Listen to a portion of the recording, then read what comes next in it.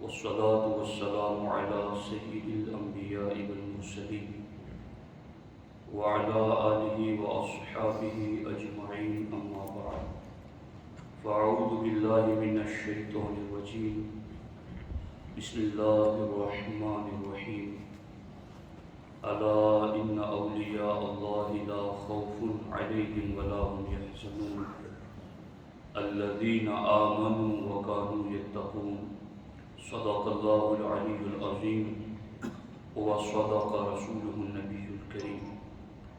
انتہائی احترام و عقیدت کے ساتھ حضور سید المرسلین خاتم الانبیاء شفیع المذنبین رحمۃ للعالمین خاتم المعصومین راحت العاشقین صلی اللہ تعالی علیہ وآلہ واصحابہ وبارک وسلم کی بارگاہ میں اپنی غلامی کا ثبوت دیں، اور جس طریقے سے میں پڑھا ہوں میرے ساتھ مل کر حضور دل کے ساتھ نذران محبت پیش کریں۔ الصلاۃ والسلام علیک یا رسول اللہ، الصلاۃ والسلام علیک یا حبیب اللہ، الصلاۃ والسلام علیک یا نبی اللہ وعلی آلک واصحابک یا نور اللہ صلی اللہ تعالی علیہ وسلم۔ دوستان محترم، میرے اور آپ کے لیے خوش نصیبی کی بات ہے کہ ہمیں تاریخ السلطنت غوث العالم اوحد الدین قدوۃ الکبریٰ میر سید اشرف جہانگیر سمنانی رضی اللہ تعالی عنہ کی یاد کی محفل میں شرکت کی سعادت مل رہی ہے۔ رب ذوالجلال ہم سب کی حاضری اپنی بارگاہ کرم میں قبول فرمائے۔ دوستان محترم، ہمارے آقا علیہ الصلوۃ والسلام ارشاد فرماتے ہیں، اللہ تبارک و تعالی نے کچھ فرشتے ایسے مقرر فرمائے ہیں جو راستوں میں، گلی محلوں میں گردش کرتے ہیں اور اہل اللہ کو، اہل ذکر کو تلاش کرتے ہیں۔ جہاں بھی اللہ والے اور اللہ کی یاد کی محفل کو وہ فرشتے پا لیتے ہیں تو پھر ایک دوسرے کو بلاتے ہیں، ہلموا الی حاجتکم، اے فرشتو ادھر آ جاؤ، ہمارے مقصد کی چیز یہاں ہے۔ چونکہ وہ سارے ہی اللہ کی یاد کی محفلوں کو ڈھونڈتے ہیں، ان کی ڈیوٹی ہی یہ ہے۔ جہاں کچھ لوگ ایسی محفل کو پا لیتے ہیں تو پھر دوسروں کو آواز دے کر بلاتے ہیں کہ اپنے مقصد کی چیز ادھر ہے، آ جاؤ۔ فَيَحُفُّونَ بِهِمْ بِأَجْنِحَتِهِمْ إِلَى السَّمَاءِ الدُّنْيَا، پھر وہ سارے فرشتے ان اللہ والوں کی، اللہ کی ذکر کی محفل کو آسمان تک اپنے نورانی پروں سے ڈھانپ لیتے ہیں۔ اللہ اکبر۔ اور اس کے بعد ایک لمبی گفتگو ہے کہ رب جل وعلا ہر چیز کو جاننے والا ہے، اس کے باوجود وہ اپنے فرشتوں سے فرماتا ہے، ما یقول عبادی، اے میرے فرشتوں یہ تو بتاؤ کہ میرے بندے کہہ کیا رہے تھے، وہ کیا باتیں کر رہے تھے؟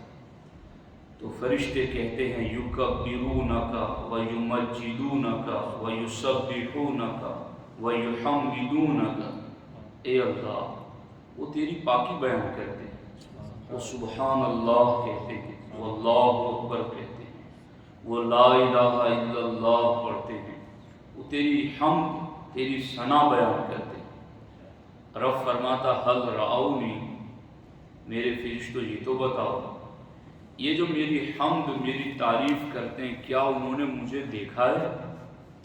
مجھے دیکھا ہے کہ جس کی وجہ سے وہ میری تعریف کرتے ہیں؟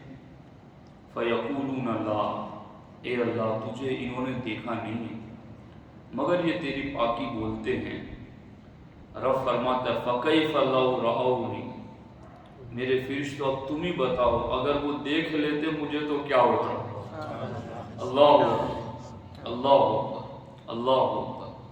فرشتوں تم خود ہی بتاؤ کہ اگر وہ مجھے دیکھ لیتے تو پھر ان کا معاملہ کیا ہوتا؟ فرشتے کہتے لو رعوک لکانوا لک اشد عبادتا واکثر تسبیحا وتحمیدا وتمجیدا، اے اللہ بن دیکھے اگر وہ تیرا اتنا ذکر کرتے ہیں، تجھے دیکھ لیتے تو پھر ہر گھڑی تیری ہی یاد کرتے۔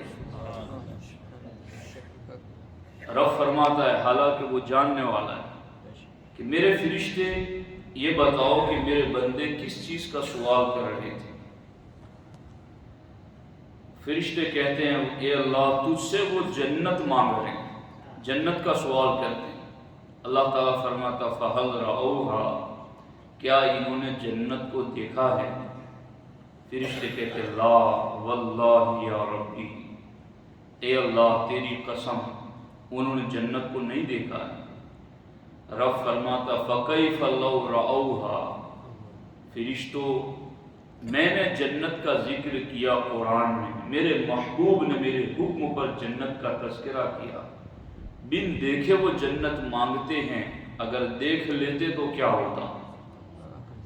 فرشتے کہتے ہیں کہ اگر دیکھ لیتے تو بہت زیادہ اس کا سوال کرتے اور بہت زیادہ جنت میں داخلے کا شوق رکھتے۔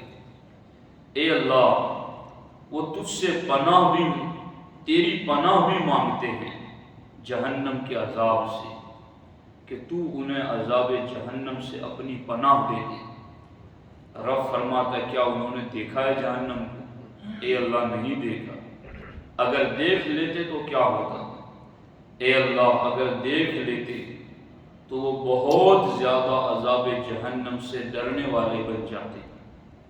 اب یہ ساری گفتگو ہوئی، اب فرشتے تو آئے تھے اہل اللہ، اہل ذکر کی محفل کو تلاش کرنے کے لیے، اور میرا بنیادی مقصد میں نے حدیث سنا دی آپ کو، لیکن جو میں عرض کرنا چاہتا ہوں موضوع کے حوالے سے بات وہ یہ ہے کہ جہاں اہل اللہ اور اہل ذکر بیٹھتے ہیں، فرشتے ایسی محفلوں کو تلاش کرتے ہیں، جب مل جاتی ہیں تو اپنے نورانی پر اس محفل پر تان دیتے ہیں، اور پھر یہ ہوتا ہے کہ رب ذوالجلال ارشاد فرماتا ہے فَيَقُولُ اللَّهُ لِمَلَائِكَتِهِ، اللہ اپنے فرشتوں سے فرماتا اُشْهِدُكُمْ انی قد غفرت لکم، میرے فرشتوں تم گواہ ہو جاؤ، میں تمہیں گواہ بناتا ہوں کہ میں نے ان سب کو بخش دیا ہے، ان سب کو بخش دیا ہے۔ اب آگے جو بات ہے نا وہ ہمارا محل استشہاد ہے، یعنی ہماری دلیل دینے کی جگہ یہ حدیث کا جملہ ہے۔ فرشتوں میں سے ملک من الملائکۃ فقال، فرشتوں میں سے ایک فرشتے نے کہا ان فیہم فلانا لیس منہم، اے اللہ یہ جو محفل میں بیٹھے ان میں سے ایک بندہ ایسا ہے جو ان میں سے نہیں ہے، اہل ذکر میں سے نہیں ہے۔ کون ہے؟ انما جاء لحاجۃ، یہ تو اپنے کسی کام کے لیے آ کے بیٹھا ہے، کسی سے ملنا تھا جو محفل میں بیٹھا تھا، اب اس سے ملنے کے لیے وہ بھی بیٹھ گیا، کسی اور غرض سے وہ مجلس میں آ کر بیٹھ گیا، وہ ذکر کے لیے یا اہل ذکر میں شامل ہونے کے لیے نہیں آیا۔ تو اے اللہ تیرا تو فرمان ہے کہ سب کو بخش دیا، تو کیا اس کو بھی بخش دیا ہے؟ اللہ تعالیٰ فرماتا فَهُمُ الْجُلَسَاءُ لَا يَشْقَى بِهِمْ جَلِيسُهُمْ، اے میرے فرشتوں اب تم اس بات پر بھی گواہ ہو جاؤ یہ اہل اللہ اہل ذکر میرے وہ بندے ہیں ان کی سنگتوں میں جو بھی آ گیا وہ بدبخت رہ ہی نہیں سکتا، وہ محروم نہیں رہے گا۔ فرشتوں، میری طرف سے بخشش کا پیغام اس دور سے آئے ہوئے ضرورت مند جو اپنی کسی حاجت کے لیے بیٹھا ہے، میری بخشش کا پیغام اس بندے کو بھی شامل ہے اور میں نے اسے بھی بخش دیا ہے۔ اب میں اور آپ اتنا تو جانتے ہیں کہ ہمیں ان اہل اللہ صوفیاء صالحین جن کا ذکر ہم کر رہے ہیں ان کی محفل میں بیٹھنے کا وہ موقع تو نہیں ملا کہ ان کے قرب میں ان کی محفل میں جا کر ہم بیٹھیں، لیکن ہمارے علماء اپنی کتابوں میں لکھتے ہیں کہ جنہیں ان صوفیاء صالحین اہل اللہ اہل ذکر اہل دل کی محفل میں بیٹھنے کا موقع نہیں ملا، وہ ان کی کتابوں کو پڑھیں، ان کے ملفوظات کو پڑھیں، ان کے فرامین کو پڑھیں۔ ان کے فرامین، ملفوظات اور ان کی کتاب پڑھنے والے کو رب وہی فیض دیتا ہے جو ان کی محفل میں بیٹھنے والوں کو فیض عطا فرماتا ہے۔ تو ہم اگرچہ زمانہ دور ہونے کی وجہ سے غوث العالم میر سید اشرف جہانگیر سمنانی کی مجلس میں جسمانی قرب تو حاصل نہ کر سکے، لیکن اگر ان کی محفل میں بیٹھ کر ان کے ملفوظات، ان کے فرامین پڑھ کر کے سنیں اور سنائیں تو علماء کہتے ہیں تمہیں ان کی محفل میں بیٹھنے کا فیض مل جائے گا۔ اب میں اسی تمہید کے ساتھ سرکار مخدوم پاک کے چند فرامین آپ کو سنانا چاہتا ہوں، اور حالات اور موقع کے اعتبار سے وہ بہت زیادہ اہم ہے۔ اور آپ لوگ جانتے ہیں کہ مجھ گنہگار کی یہ عادت ہے کہ پیٹ درد ہوتا ہے تو میں سر کی ٹیبلٹ نہیں دیتا، جو بیماری ہو اسی کا علاج اسی وقت کیا جائے۔ تو جو بیماریاں، اور پھر یہ کہ عملی بیماریاں بھی بہت زیادہ ہیں، یہ بھی کوئی کہہ سکتا ہے کہ بھئی ہم صرف اصلاح اعمال پر اس لیے بولتے ہیں کہ اس کی بھی بہت زیادہ ضرورت ہے، تو پھر ایسے موقع پر بندے کو ترجیح دینی چاہیے کہ عمل میں اگر بگاڑ ہوگا تو اس کی بھی اصلاح ضروری ہے اپنی حسب وسعت، لیکن اس سے زیادہ عقیدے کی اصلاح ضروری ہے کہ اگر یہاں بگاڑ ہو گیا تو ادھر عمل والا کام آئے گا ہی نہیں، اور ادھر درست ہو گیا تو پھر ہم عمل کی اصلاح کی طرف بھی متوجہ ہوں گے، اور عمل کی اصلاح اگر کچھ رہ بھی گئی، عقیدے کی درستگی ہے تو نجات انشاءاللہ ضرور ہوگی۔ اب میں سرکار مخدوم پاک کی لطائف اشرفی سے لطیفہ نمبر 33 آپ کے سامنے پڑھ رہا ہوں۔ اللہ اکبر۔ یہ لطائف اشرفی حضرت خواجہ نظام یمنی علیہ الرحمہ، انہوں نے مخدوم پاک کی صحبت اور سنگت میں سفر و حضر میں رہ کر 30 سال میں لکھی۔ جیسے کوئی استاذ کسی محفل میں کچھ کہہ رہا تو شاگردوں میں سے ایک شاگرد اس کو لکھ لے، تو مخدوم پاک رضی اللہ تعالیٰ عنہ جب بھی محفل سجاتے کچھ فرماتے تو نظام یمنی اس کو لکھ لیتے، اور کیا اہتمام کرتے تھے، جب اس لکھے ہوئے کو لکھ لیتے تو پھر مخدوم پاک کے پاس جا کے چیک بھی کراتا، حضرت آپ نے یہ جو لکھا ہے یہ میں نے اس کو لکھا ہے۔ کبھی کبھی نظام یمنی علیہ الرحمہ کچھ بیچ میں چھوڑ بھی دیتے تھے، سطر لکھتے لکھتے بیچ میں کچھ چھوٹا ہوا تو مخدوم پاک فرماتے کہ یہ بیچ میں چھوٹا ہوا کیوں ہے؟ کہا حضور یہ لفظ آپ نے جو کہے تھے وہ مجھے یاد نہیں تھے، تو میں نے اس لیے وہ چھوڑ دیا، اب آپ اپنے ہی قلم سے اس میں لکھ دیں کہ آپ نے کیا فرمایا تھا۔ یعنی یہ بات میں اس لیے کہہ رہا ہوں کہ یہ ایتھنٹک بات ہے، یہ یقینی باتیں ہیں اس کے اندر جو موجود ہیں۔ اب لطیفہ نمبر 33 میں مخدوم پاک رضی اللہ تعالیٰ عنہ نے مذاہب اور فرقوں کا چیپٹر باندھا، اور مخدوم پاک رضی اللہ تعالیٰ عنہ اس میں لکھتے ہیں کہ اس زمین پر اللہ کی سب سے بڑی نعمت اگر انسانوں کو اللہ نے دی ہیں تو وہ اہل سنت و جماعت ہونا ہے. یہ سب سے بڑی نعمت، یہ سب سے بڑی نعمت ہے. جب سنیت اور اہل سنت و جماعت کی بات کی جاتی ہے تو کچھ لوگوں کو یہ خیال آتا ہے کہ یہ فرقہ واریت کی بات. سنیت کی بات کرنا فرقہ واریت نہیں، فرقہ واریت سے بچانا ہے. یہ تمہارے لیے ایک وہ سایہ کرم اور ابر کرم ہے سنیت، کہ جس قلعے میں آنے کے بعد بندہ ہر فتنے کی شرارت سے محفوظ ہو جاتا ہے. اور مخدوم پاک نے باضابطہ اس پر چیپٹر باندھا اور آپ نے کہا اس زمین پر سب سے بڑی نعمت اللہ کی اگر کوئی ہے تو وہ سنی ہونا ہے.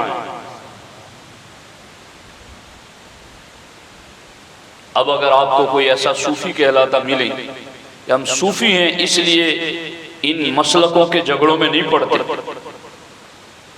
تو سمجھو کہ یہ پکا جہنمی بولی بول رہا ہے، اس کا صوفیت سے کوئی تعلق نہیں. چونکہ ہم اس تصوف کو جانتے ہیں جو مخدوم پاک نے ہمیں پڑھایا.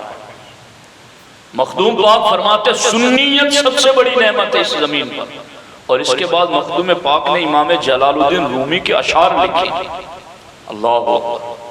مخدوم پاک فرماتے چے دولت آن کسے کہ از سعادت بود در مذہب سنت جماعت. مخدوم پاک فرماتے وہ بندہ کتنا بڑا نیک نصیبے والا ہے جسے رب نے سعادت مندی سے سنی بنایا ہے. جسے رب نے اس کے نیک نصیبے کی وجہ سے سنی بنایا، وہ کتنا بڑا نصیب والا ہے. اب مخدوم پاک فرماتے ہیں مراتب نیست اعلی زی شعارس، مناسب نیست والا زی دسارس. مخدوم پاک فرماتے اس دنیا میں سنی ہونے سے بڑا کوئی مرتبہ نہیں، اور اس دنیا میں سنی ہونے سے بڑا کوئی منصب نہیں. سمجھ آ رہی ہے آپ لوگوں کو؟ یہ ہے سنیت اور یہ ہے خانقاہی نظام، یہ ہے خانقاہی تعلیم. اب خانقاہوں پر کچھ ایسے جھوٹے قسم کے لوگ بیٹھے ہیں کہ جو خانقاہوں پر بیٹھ کر کہتے ہم بھید بھاؤ نہیں کرتے، ہم سنی لفظ نہیں بولتے، ہم صرف اونلی مسلمان کی بات کرتے. میں کہتا ہوں تو کس ملنگ سلنگ کی بات کر رہا ہے؟ میں صوفیوں کے امام مخدوم پاک کی بات سنا رہا ہوں، وہ سنیت کی بات ہے. اور آپ فرماتے ہیں اس سے بڑا کوئی منصب نہیں، اس سے بڑا کوئی مرتبہ نہیں. صوفیاء کو اور آج کے جو مزارات پر اولیاء اللہ کی جانشینی ان کو ملی ہے تو پھر وہ سبق سنائے جو مخدوم پاک نے سنایا. آپ نے فرمایا آگے بسے بے دولت و ہنجار باشد کہ از سرے منہ رہش سیار باشد. آپ فرماتے ہیں جو بال برابر سنی رستے سے ہٹ گیا تو اس زمین پر اس سے بڑا محروم کوئی نہیں. سمجھ آ رہی ہے کہ نہیں آ رہی؟ یہ مخدوم پاک فرما رہے ہیں کہ اس زمین پر سب سے بڑی نعمت سنی ہونا ہے اور سب سے بڑی محرومی سنیت سے بال برابر کھسک جانا ہے. تو اب اس سنیت پر قائم رہنا کتنا ضروری ہے. یہ فرقہ واریت نہیں، یہ میرا جملہ یاد رکھنا. سنیت کی بات کرنا فرقہ پرستی نہیں، فرقہ پرستی سے بچانا ہے. اور یہ ہمارے صوفیاء نے ہم کو بتایا. اور میں نے آپ کو بتایا نا پہلے حدیث پاک کہ ان کی مجلس میں بیٹھنے والا محروم نہیں رہتا. وہ جسمانی قرب نہ ملا تو ان کی کتاب پڑھ کر کے روحانی قرب تو مل جاتا ہے. تو سنی ہونا سب سے بڑی نعمت ہے.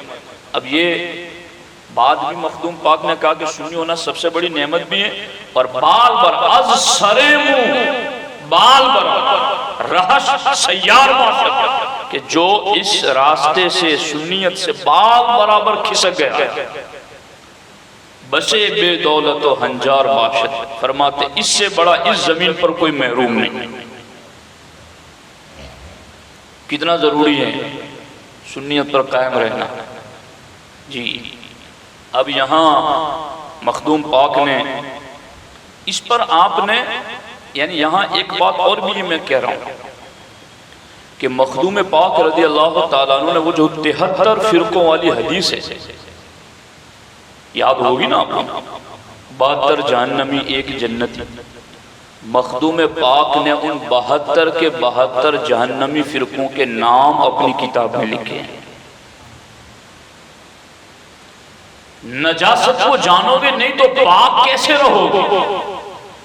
حق پر رہنا ہے تو باطل کو جانو گے نہیں تو حق پر کیسے قائم رہ سکو گے؟ 72 کے 72 ہمارے آقا نے تو فرمایا تھا 72 جہنمی ایک جنت، مخدوم پاک نے ان 72 کے نام لکھے اپنی کتاب، اور وہ 72 کس عقیدے کی وجہ سے جہنمی ہوں گے وہ بھی مخدوم پاک نے لکھا۔ آپ فرماتے ہیں کہ ابتدائی 6 فرقے ہیں، مخدوم پاک فرماتے ہیں بنیادی طور پر 6 فرقے ہیں، اور ان 6 میں سے ہر ایک کی 12 شاخی، تو 12 چھنگ 72، مخدوم پاک نے 72 کا ذکر، اور 72 جہنمیوں کو ذکر کر کے ساتھ میں کہا سنی ہونا سب سے بڑی نعمت ہے۔ اللہ اللہ اللہ۔ اب یہاں مخدوم پاک نے بات آدھی ادھوری نہیں رکھی۔ اب میں کیا کہوں یہاں پر کہ یوں بات نہیں کہ بات تھوڑی کی آدھی ادھوری رکھی، سمجھ آئی نہیں آئی۔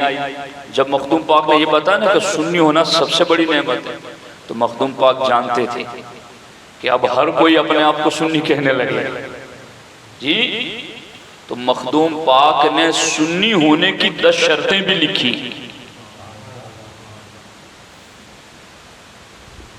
سنی ہونے کی 10 شرطیں، ہر کوئی اپنے آپ کو کہے کہ میں سنی ہوں میں سنی ہوں۔ کوئی حضرت ابو بکر و عمر کو پوری امت میں سب سے افضل نہ مانے اور پھر کہے میں سنی ہوں، مخدوم پاک کہتے تو سنی نہیں ہے۔ کوئی معاشہ صدیقہ پر حضرت امیر معاویہ پر تان کرتا ہے اور پھر یہ کہے میں سنی ہوں، مخدوم پاک فرماتے تو سنی نہیں ہے۔ کتاب میں نہ ہو تو میری جو سزا متعین کرے، لیکن یہ مخدوم پاک لطیفہ نمبر 33 صفحہ نمبر 220 پہ سرکار مخدوم پاک فرماتا ہے کہ حضرت عبداللہ ابن مسعود عباس سے روایت ہے کہ اہل سنت و جماعت وہ ہیں جو 10 امور کے عقیدے میں پابند ہوتے ہیں، وہ سنی ہوتے ہیں۔ قربان جاؤں میں مخدوم پاک کے فرمان پر۔ آپ نے ان 10 شرطوں میں سے پہلی شرط کیا لکھی؟ آپ نے فرمایا پہلی شرط دونوں پیروں، پیر کی جمع پیروں، فرماتے ہیں دونوں پیروں یعنی حضرت ابو بکر اور حضرت عمر رضی اللہ تعالی عنہما کو امت میں سب سے افضل ماننا۔ مخدوم پاک فرماتے ہیں یہ سنی ہونے کی، بولو نا کچھ، سنی ہونے کی پہلی شرط ہے، اور یہ سنیت سب سے بڑی نعمت ہے، اور اس سے جو بال برابر ہٹ گیا وہ سب سے بڑا محروم ہے۔ یہ مخدوم پاک کا فرمان۔ دوسری شرط میں مخدوم پاک فرماتے ہیں دونوں دامادوں یعنی حضرت عثمان اور حضرت علی مرتضی رضی اللہ تعالی عنہما کی بزرگی تسلیم کرتا، ان دونوں سے پیار کرتا، ان کے حقوق ادا کرتا، یہ سنیت کی علامتیں ہیں، اور یہ ترازو میرے مخدوم کا ہے جی۔ حضرت شیخ محقق عبدالحق فرماتے ہیں کہ مخدوم پاک کا نام لے لو تو جن دور ہوتے ہیں۔ میں نے کہا ان کی تعلیم بھی سناؤ تو بھی آسیب دور ہوتے ہیں۔ ان کے نیر کا قدموں میں جاری تالاب کا پانی بھی شفا دیتا ہے، بالیقین دیتا ہے، اور ہم نے بار بار پیا ہے، چوکھٹ پہ حاضری دی ہے۔ چونکہ ہم انہی کے دسترخوان کے ایک خادم ہیں۔ مخدوم پاک فرماتے ہیں کہ میرے نیر کا پانی، آپ کے نیر کے پانی سے بھی شفا ملتی ہے۔ تو جب نیر کے قدموں میں جاری پانی کے 2 قطرے شفا دیتے ہیں تو آپ کی یہ تعلیم بھی روحانی مرض سے شفا دیتی ہے۔ یہ ہے ان کی محفل میں بیٹھنا، اور ایسا بیٹھنے والا شقاوت اور بدبختی میں مبتلا نہیں ہوگا جو ان تعلیمات پر عمل کرے گا۔ اب دیکھو یہاں پر سرکار مخدوم پاک رضی اللہ تعالیٰ عنہ نے سنی ہونے کی 10 شرطوں میں پہلی شرط کیا بتائی؟ ابو بکر و عمر کو پوری امت میں۔ اب لوگ طرح طرح کے وسوسے ڈالتے ہیں، بھئی ہم کون سوچ سکتے ہیں کہ ہم لوگوں کے مرتبوں کو ناپے، ہم تولیں، ہم بتائیں کون افضل ہے۔ یقیناً ہمارے پاس تو کوئی ترازو نہیں ہے، مگر یہ جو بات ہم سے کر رہا ہو کیا مخدوم پاک سے بھی کرو گے؟ یہ اجماع امت ہے اور صحابہ کا اجماع ہے۔ صحابہ کے اجماع کا انکار کفر تک پہنچ جاتا۔ یہ اس لیے وسوسے ڈالنے والے طرح طرح کے وسوسے اور غلط قیاس ہے۔ قیاس کیسے؟ بالکل جھوٹے قیاس، چونکہ بحثیں پڑھی نہیں ہے درسگاہ کی، قیاس فاسد، جھوٹے قیاس۔ یاد رکھنا ابلیس گمراہ ہوا ہے تو جھوٹے قیاس کی وجہ سے۔ اس نے اپنا قیاس کیا کہ میں آگ سے پیدا ہوا اور آگ اوپر کو جاتا، اور آدم مٹی سے پیدا اور مٹی نیچے جاتی، تو میں افضل و اعلیٰ ہوا اور مٹی نیچے ہوئی، میں سجدہ کیوں کروں؟ اس کا یہ غلط قیاس اس کو لے ڈوبا۔ آج اجماعی عقیدوں پر، جمہور کے فیصلوں پر لوگ قیاس کر رہے ہیں۔ خوف کرنا چاہیے خدا کا کہ اجماع جس چیز پر امت کا منعقد ہو گیا، جمہور اہل سنت جس نظریے اور عقیدے پر قائم ہو گئے، اس کے خلاف قیاس کرو گے تو ابلیس کے انجام سے عبرت حاصل۔ یہ میں حالات دیکھ سن پرکھ کر کے آپ کو کہہ رہا ہوں۔ قیاس وہاں کرو جہاں قیاس کی اجازت ہے۔ جہاں اجماع ہو گیا، اجماع کے خلاف قرآن کی آیت اور حدیث پاک بھی اگر ہو تو اعلیٰ حضرت فرماتے یہ سمجھو کہ ہماری فہم کا قصور ہے، یا اس قرآن اور حدیث کے حکم کو منسوخ مانو، مگر اجماع کسی صورت میں منسوخ نہیں ہے۔ اس اجماع کے خلاف جب قرآن کے بارے میں یہ کہا جائے تو لوگوں کی عقلیں اور قیاس کو کیا درجہ دیا جائے اس اجماع کے مقابلے میں؟ سمجھ آ رہی ہے کہ نہیں؟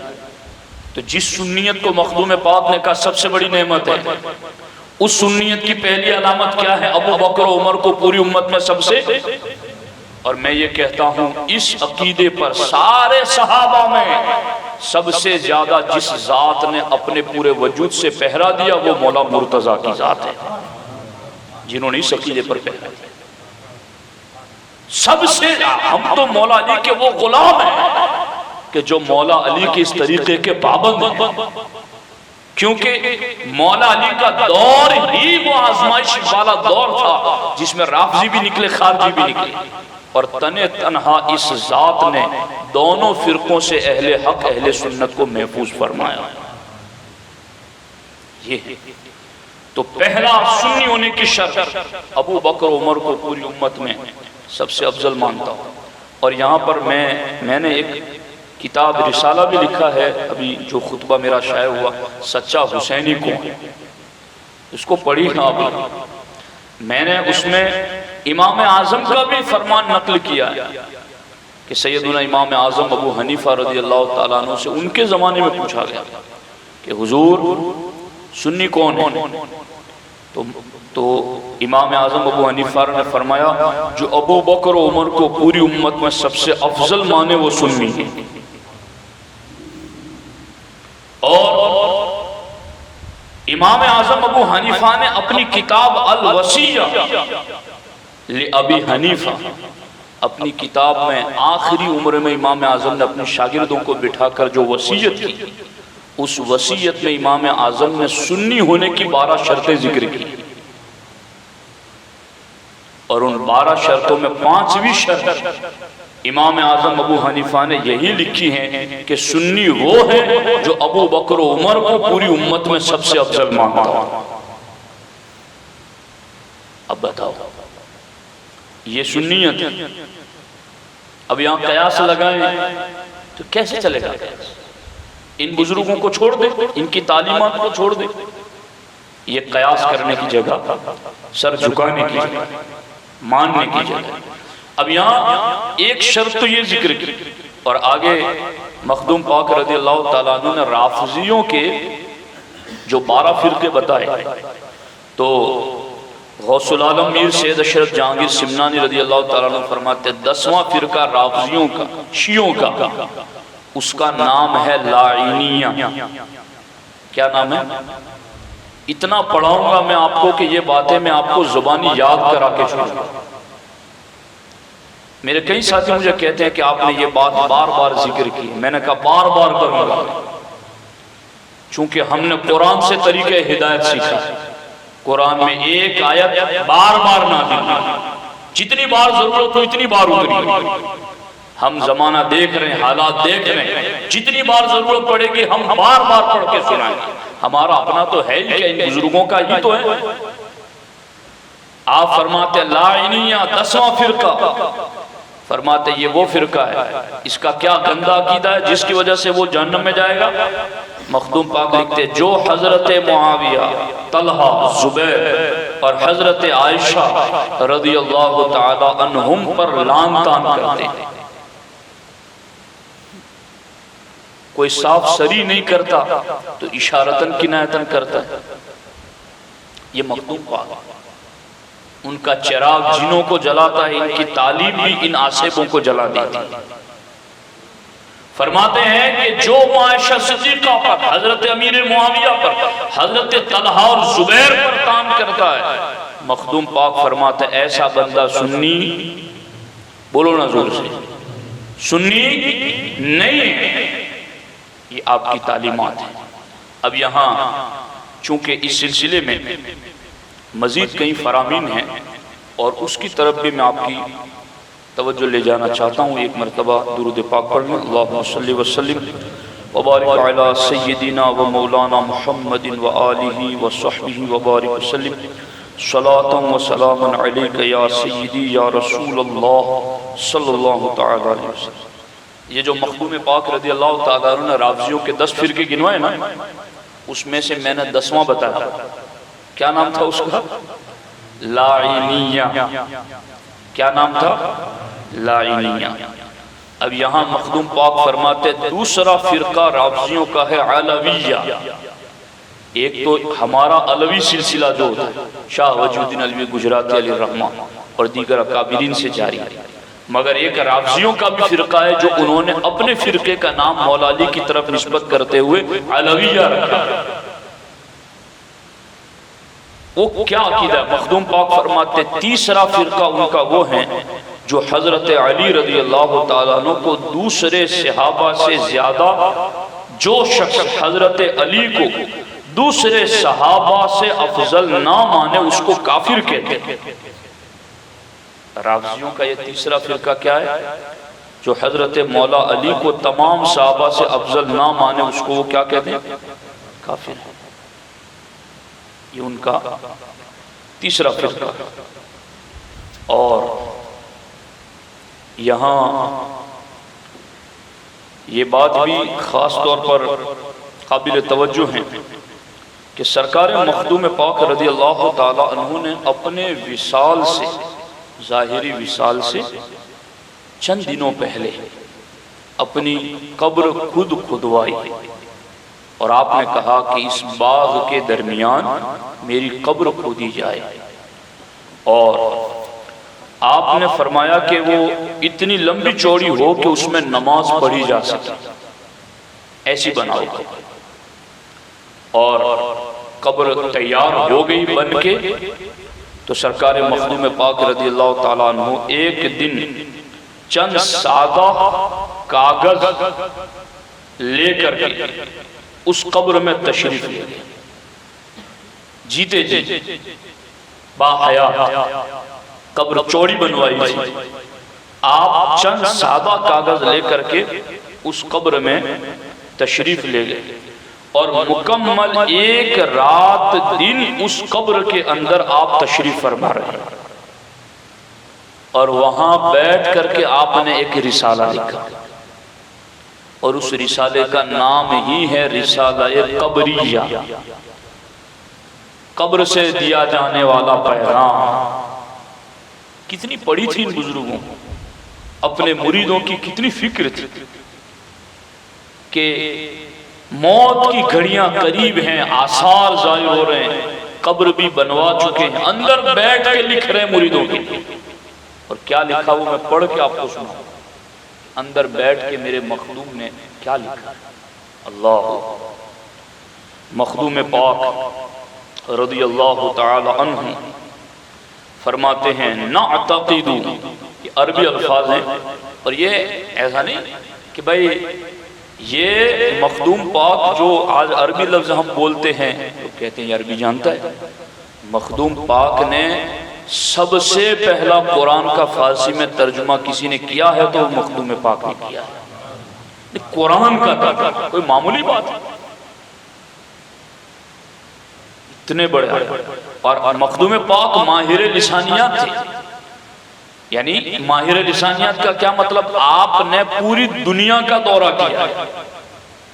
مخدوم پاک فرماتے میں نے 30 سال تک اس نیلے آسمان کے نیچے زمین پر پرکار کی طرح دورہ کیا ہے، اور فرماتے میں نے 200 سے زیادہ علماء اور مشائخ کی خدمت میں حاضری دے کر علم دین حاصل کیا ہے۔ امام اعظم کے اساتذہ کے بارے میں آتا نا کہ آپ کے 4000 استاذ تھے، امام اعظم کے 4000 اساتذہ۔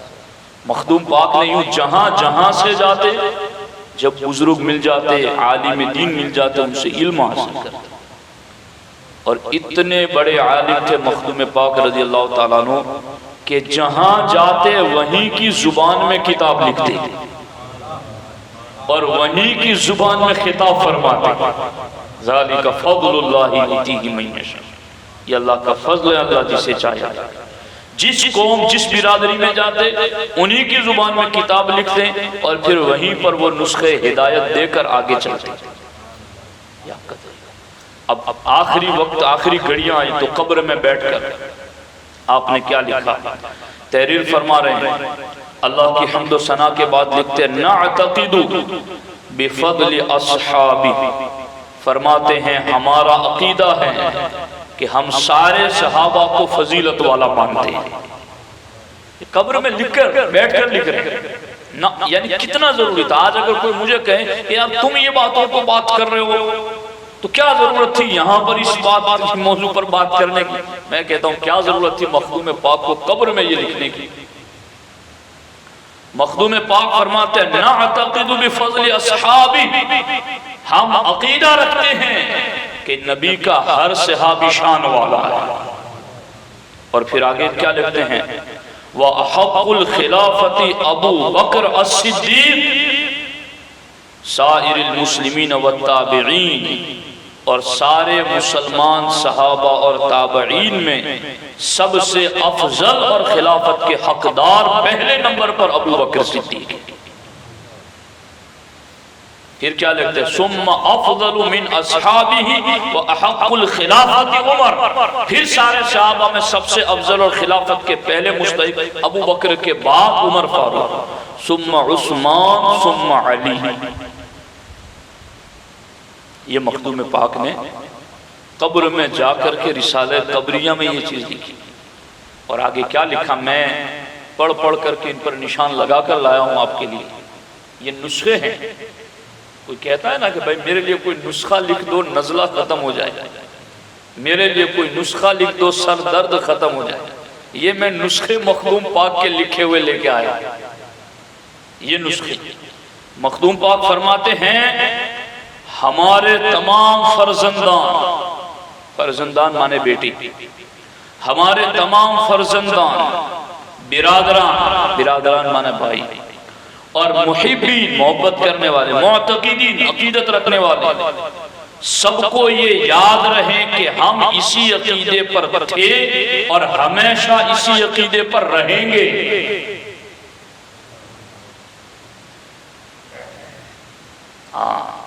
اور فرماتے ہیں آگے، جس کا مذکورہ بالا عقیدہ نہ ہو، یہ جو عقیدہ قبر میں بیٹھ کے آپ نے لکھا، فرماتے ہیں جس کا میں نے ذکر کیا وہ عقیدہ وہ نہ رکھتا ہو، وہ گمراہ اور زندیق ہے، ہم اس سے بیزار ہیں اور خدا اس سے راضی نہیں۔ یہ مخدوم پاک فرماتا۔ اب یہ میں کن کن کے نام کہ کس کس طریقے کی، اب یہ منہاجیت، رافضیت، یہ ساری اسی گرد کے اندر ڈوبی ہوئی ہیں، انہی کے سارے چوزے بچے آج اہل سنت کے پاک جسم کو لہو لہان کرنے پر تلے ہوئے اور ان بزرگوں کی تعلیمات کو مٹانے کے لیے تلے ہوئے ہیں۔ ان تعلیمات پر عمل کرنا بہت زیادہ۔ اللہ اکبر۔ اور اس بات کو جو مخدوم پاک نے رسالہ قبریہ میں لکھی نا، ایسا نہیں کہ مخدوم پاک نے لکھی، مخدوم پاک کے بعد سلسلہ اشرفیہ کے مجدد اعلیٰ حضرت علی حسین اشرفی میاں رضی اللہ تعالی عنہ و ارضاہ عنا، انہوں نے صحائف اشرفی اپنی کتاب، وہ لطائف اشرفی تھی، یہ صحائف اشرفی، سرکار اعلیٰ حضرت علی حسین اشرفی میاں نے صحائف اشرفی میں مخدوم پاک کی اسی بات کو اپنی کتاب میں ذکر کر کے کہا، آج بھی ہم مخدوم پاک کی اسی عقیدے پر قائم ہیں۔ اور مخدوم پاک کیا فرماتے ہیں رسالہ قبریہ میں؟ فرماتے ہیں حق سبحانہ کی تجلی 70,000 بار اس فقیر پر ہوئی۔ مخدوم پاک کیا فرماتے ہیں؟ اللہ کی تجلی مجھ فقیر پر 70 یعنی 70,000 مرتبہ ہوئی ہیں۔ اور مخدوم پاک فرماتے ہیں اس قدر نوازش مرحمت ہوئی کہ میں تحریر میں نہیں لا سکتا، میں لکھ نہیں سکتا کہ میرے رب نے مجھ پر کتنی رحمتیں نازل کی۔ عالم ملکوت سے ندا آئی، عالم غیب سے آواز آئی کہ اشرف ہمارا محبوب ہے، اس کے سب مریدوں کے گناہ ہم نے معاف کیے اور ان کو اشرف کے طفیل میں بخش دیا۔ یہ آخری بشارت میں سید اشرف سمنانی سب بھائیوں اور دوستوں کو پہنچا رہا ہوں۔ یہ مخدوم پاک نے قبر میں بیٹھ کے لکھا۔ تو اس بشارت کو جو پانا چاہتا ہے تو وہ ان کے بیان کے ہوئے عقیدوں کو بھی تو اپنائے۔ اس لیے ہر ایرے غیرے نتھو خیرے کی طرف جانے کی ضرورت نہیں ہے۔ میں یہ باتیں سوشل میڈیا کی وجہ سے کر رہا ہوں، چونکہ یہ وہ زمانہ ہے کہ ہر کوئی ہر کسی کی سنتا ہے اور ہر کوئی ہر کسی کی طرف چلا جاتا ہے۔ تو مخدوم پاک کی جہاں شان بیان کی جائے، میں تو کہتا ہوں جہاں سنی عالم مخدوم پاک کی شان بیان کرے، ان سے ایک دن مخدوم پاک کے عقائد پر گفتگو کرواؤ۔ شان ہم تو شان ماننے، سنی ہوتا ہی ہے ولیوں کی شان ماننے والا۔ سنیوں کو اگر نہ بھی شان سنائی جائے تو سنی ماں کی گود ہی سے، ماں کے دودھ سے ہی ولیوں کی شان مان کر پیدا ہوتا ہے۔ تو شان اگر نہ بھی بیان کی جائے گی تو ہم اس کی انکاری کب ماننے ہی والے۔ ہم تو دارالعلوم میں پڑھاتے ہیں کرامات اولیاء اللہ ثابت حق اے ثابت بالکتاب والسنہ، کہ اولیاء اللہ کی کرامتیں کتاب و سنت سے ثابت ہیں۔ جہاں ضرورت پڑتی ہے بدعقیدوں کے سامنے دلائل دینے کے لیے ہم کھڑے ہو جاتے ہیں، اور الحمدللہ یہ ہمارا ذمہ ہے، ہمارا فرض۔ مگر یہ کہ ان بزرگان دین کی سچی تعلیمات کو نظر میں رکھا جائے۔ انہوں نے سب سے بڑی نعمت سنیت کو قرار دیا اور سب سے بڑی محرومی سنیت کو چھوڑنا قرار دیا، اور سنیت کی سب سے پہلی نشانی اور شرط اور عقیدہ ابو بکر عمر کو افضل ماننا قرار دیا۔ اور کب قبر میں جا کر کے بھی اس بات کی تاکید کی اور کہا کہ میں خود، میرے سلسلے کے میرے برادران، میرے مرید، سب کے سب اس کے پابند رہیں اور ہم ہمیشہ اس کے پابند رہیں گے، اور جو اس کو چھوڑ دے گا وہ گمراہ اور زندیق ہوگا اور اس سے خدا راضی نہیں اور ہم بھی راضی نہیں۔ یہ مخدوم پاک نے لکھا۔ حضرت امیر معاویہ کے بارے میں بھی مخدوم پاک نے لکھا۔ تو کیا مخدوم پاک سید نہیں تھے؟ جو کچھ معاملہ صحابہ کرام کے درمیان ہوئے کیا ان کے علم میں نہیں تھا؟ سب کچھ تھا، مگر سنیت تو پھر سنیت ہے نا۔ تو یہ ساری باتیں ہیں، اس کے علاوہ اور بھی بہت ساری باتیں ہیں، لیکن اب وقت زیادہ ہو گیا ہے، میں مزید آپ کو آزمائش میں نہیں رکھنا چاہتا۔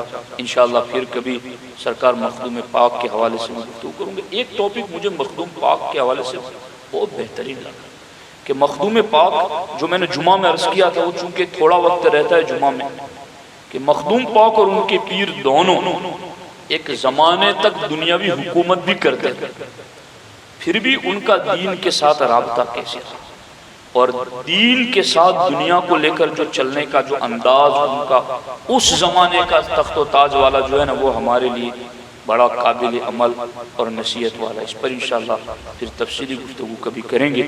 اللہ کریم ہم سب کو عمل کی توفیق عطا فرمائے۔ السلام علیکم ورحمۃ اللہ وبرکاتہ۔